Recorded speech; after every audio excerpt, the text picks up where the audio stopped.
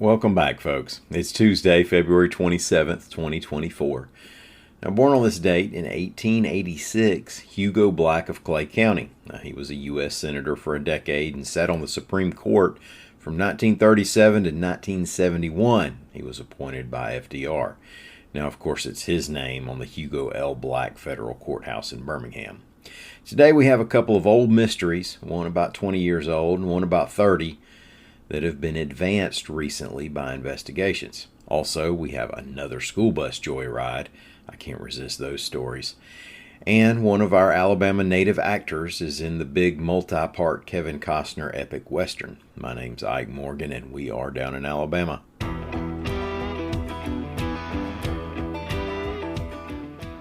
Back in December 1991, hunters in rural DeKalb County found a partially decomposed body near State Highway 227 and County Road 51 near the Etowah County line.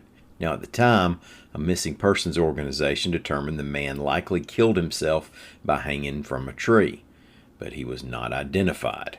Now, just 3 months before that body was found, a Ford Escort with North Dakota plates was found in a nearby chert rock pit. The car was traced to a hotel in Fargo, North Dakota. Inside the car were 2 birth certificates, one blank, another a forgery with the name Damon Hunter. Also inside was a note that read, "I have a gun. If the cops come, I will kill everyone in here, then myself. Put all the 50s, 20s, and 10s in a large envelope with this note quickly and calmly." Now, investigators found out this Damon Hunter, while staying in the North Dakota hotel, told staff there that he owed people some money, that he had been roughed up, and that even his parents had been threatened. And he even let on that he was considering a robbery to get off the hook.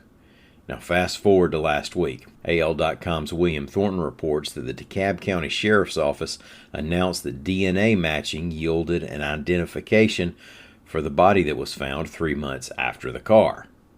His name was Rainbow Canyon King, and he was 22 years old in 1991. Now, over all these years, investigators weren't able to connect the body with the car. But now that King's been identified, they were able to see this clue that he left behind. He had the same birthday and birth month as those appearing on the fake Damon Hunter birth certificate. Sharon Mills of Dothan was reported missing by her husband in December 2001. In February of 2002, her body was found in a drainage ditch just north of Bonifay, Florida. The investigation by Dothan police went cold. Recently, the case file was reviewed and new information was found, and, reports AL.com's Carol Robinson, Dothan police and the U.S. Marshals Gulf Coast Regional Task Force took a suspected killer, her husband, Dwight Mills, into custody. Dothan Police Lieutenant Scott Owens, quote, "What are commonly referred to as cold cases are always on the minds of police investigators. No murder case is ever closed, and the Dothan Police Department will always proceed forward in the prosecution of a case, no matter how much time has passed." Coming out of the pandemic, economic shakeup, and federal spending free-for-all, Alabama found itself with a windfall in tax revenue. And I don't remember one person, not one person, Republican or Democrat, who suggested putting steering wheel locks on all school buses in Alabama.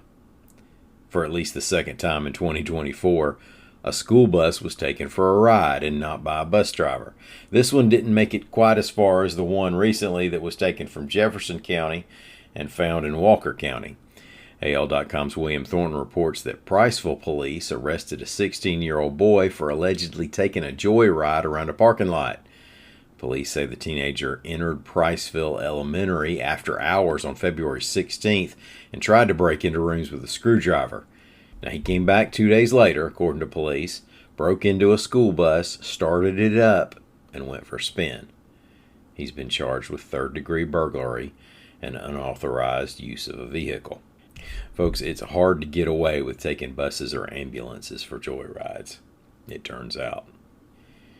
Now, if you notice, people are always trying to label us and divide us, politically, religiously, racially, culturally, collegiately. I just stick to the Michael Rooker divide. Rooker, of course, is the veteran actor who's originally from Jasper, and lived there into his teenage years. My Michael Rooker divide is this. If you're from Alabama, when you see Michael Rooker, immediately you think of either Yondu, the blue guy from Guardians of the Galaxy, or Rowdy Burns, the crusty NASCAR champion on Days of Thunder. That's a stark cultural divide right there. Regardless, AL.com's Ben Flanagan reports that Rooker's in the Kevin Costner Western epic that comes out this summer. Now that'll be a 4-part story called Horizon: An American Saga, with Chapter 1 coming out June 28th and Chapter 2 dropping on August 16th. Well, thank y'all so much for listening. We will be back here again tomorrow. Until then, as always, come on by anytime you want to and see what we're doing on the internet at AL.com.